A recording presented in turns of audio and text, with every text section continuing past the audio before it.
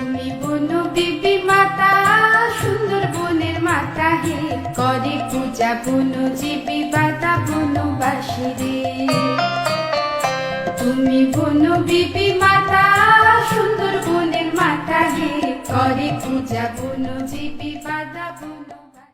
কল্পনা করুন, চারপাশে শুধু ম্যানগ্রোভ জঙ্গল, নদীর ঘোলা জল জোয়ারের টানে বয়ে চলেছে। দূরে কোথাও পাখির ডাক, আর কোথাও অজানা নীরবতা। আর সেই জঙ্গলের ভেতরেই লুকিয়ে রয়েছে একটি ছোট্ট মন্দির। স্থানীয় মানুষের বিশ্বাস, এই মন্দিরে প্রার্থনা করে জঙ্গলে ঢুকলে মা বনবিবি রক্ষা করেন বাঘের আক্রমণ থেকে।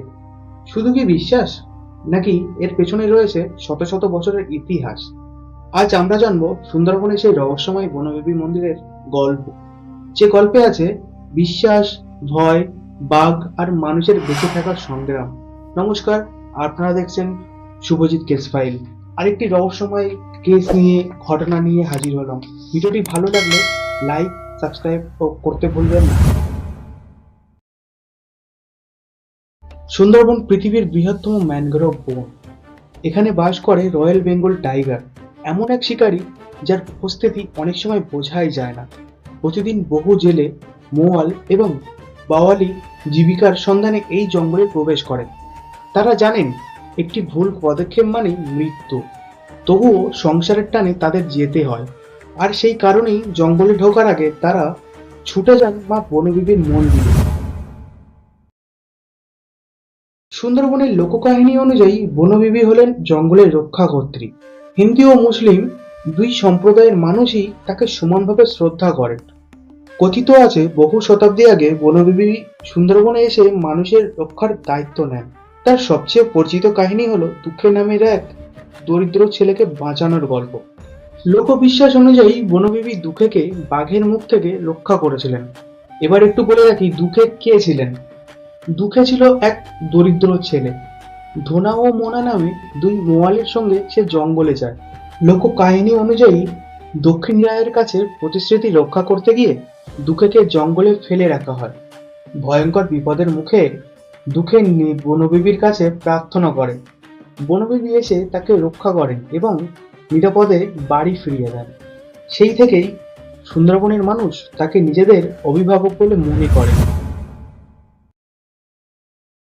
সুন্দরবনের বিভিন্ন অঞ্চলে বনবিবির ছোট ছোট মন্দির ও থান দেখা যায়। অনেকগুলি জঙ্গলের একেবারে কাছাকাছি। মহিলারা মধু সংগ্রহে যাওয়ার আগে সেখানে ধূপ, ফুল ও প্রসাদ নিবেদন করেন। জেলেরাও নদীতে নামার আগে প্রার্থনা করেন। তাদের বিশ্বাস, মা বনবিবির আশীর্বাদ থাকলে বিপদ কমে। কেউ কেউ বলেন বহুবার তারা বাঘের মুখোমুখি হয়েও প্রাণী বেঁচে ফিরেছেন। এই ঘটনাগুলোই সময়ের সঙ্গে সঙ্গে মা বনবিবিকে ঘিরে আরো রহস্যময়, আরো গম্ভীর করেছে। তবু মনে রাখতে হবে, এগুলো মূলত স্থানীয় মানুষের বিশ্বাস ও অভিজ্ঞতার গল্প। আজও সুন্দরবনে বাঘের আক্রমণ ঘটে। বন বিভাগ কঠোর নিরাপত্তা বিধি মেনে চলার পরামর্শ দেয়। তবুও বনবিবির প্রতি মানুষের আস্থা একটুও কমেনি। কারণ জঙ্গলে যখন মানুষ প্রবেশ করে, তখন শুধু অস্ত্র বা সরঞ্জাম নয়, মানসিক সাহসও দরকার হয়। আর সেই সাহসের অন্যতম উৎস বনবিবি। হয়তো এই কারণেই শতাব্দীর পর শতাব্দী ধরে এই বিশ্বাস আজও বেঁচে আছে। তাহলে প্রশ্ন থেকেই যায়, সত্যিই কি মা বনবিবি মানুষকে বাঘের হাত থেকে রক্ষা করেন, নাকি এটি সুন্দরবনের মানুষের গভীর বিশ্বাস যা তাদের বিপদের মুখে সাহস যোগায়? উত্তর যাই হোক, বনবিবি আজ সুন্দরবনের সংস্কৃতি, ইতিহাস এবং মানুষের জীবনের অবিচ্ছেদ্য অংশ। আপনার কি মনে হয়? কমেন্টে অবশ্যই জানাবেন। ভিডিওটি ভালো লাগলে লাইক, শেয়ার এবং সাবস্ক্রাইব করতে ভুলবেন না। আবার দেখা হবে নতুন কোনো রহস্যময় গল্প নিয়ে। ধন্যবাদ।